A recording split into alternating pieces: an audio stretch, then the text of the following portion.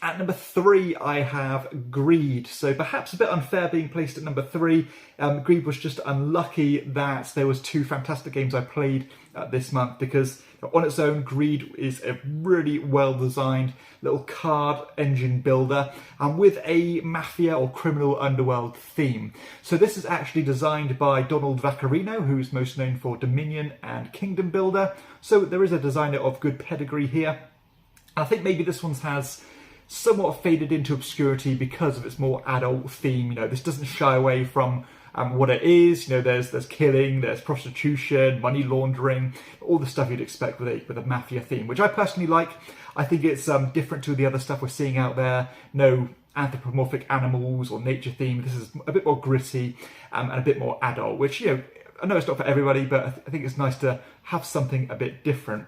But the gameplay itself here is actually super refined and really clever. So this one, you are partaking in a closed draft, initially building up a hand of cards, and then it'll be a simple one-on-one system. Draft a card and play it. And you have basically, I think, 3 or 4 different types of cards. You have the of course, the mob members themselves, which will give you benefits, as well as being the prerequisites to play the more powerful cards. So you have little symbols on them which some cards will require to be played. You've got your holdings, which are your buildings essentially, which will be a bulk of how you get your money. And the more you play the same symbols, the more money you can build up.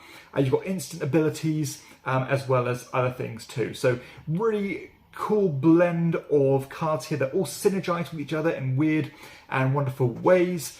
Do I want to play this card first, wait a few turns and then play this one and duplicate the money there? Do I want to steal money off someone else, but wait until the right time to play it, but perhaps something might change by that time?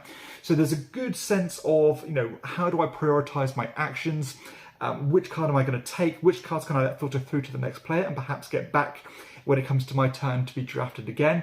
Now, it has all the drafting elements that you'd want and expect from a good card drafter. But what I really like is the quantity of cards in the game here, because there's quite a thick deck to play with. And each game you only play with a fraction of that deck, meaning that each time you play it, you can't really go into the game with a certain strategy in mind. So it has a good idea of acting tactically with what's available to you, but you can go with at least a loose thread of what you want to achieve by the end by acting strategically too. So I think that it strikes that balance really nice of being unpredictable, but predictable enough where it's not just wild throw caution to the wind.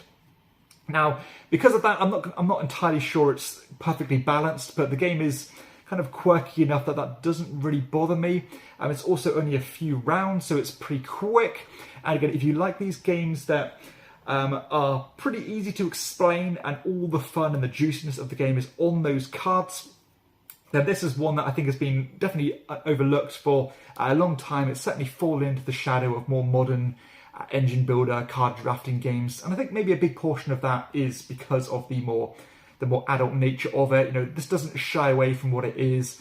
It does really embrace that criminal underworld, that mafia, Sopranos theme, killing and stealing and money laundering, all those stuff you'd expect. So maybe it's not for everybody in that respect, but I personally like it. It's good to see something that's not so, repeated again and again by being anthropomorphic animals or nature theme or anything like that. So this one, super nice. I actually remember looking at this one many years ago when I first got into the hobby.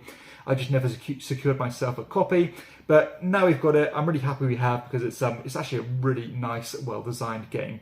So that is Greed at number 3.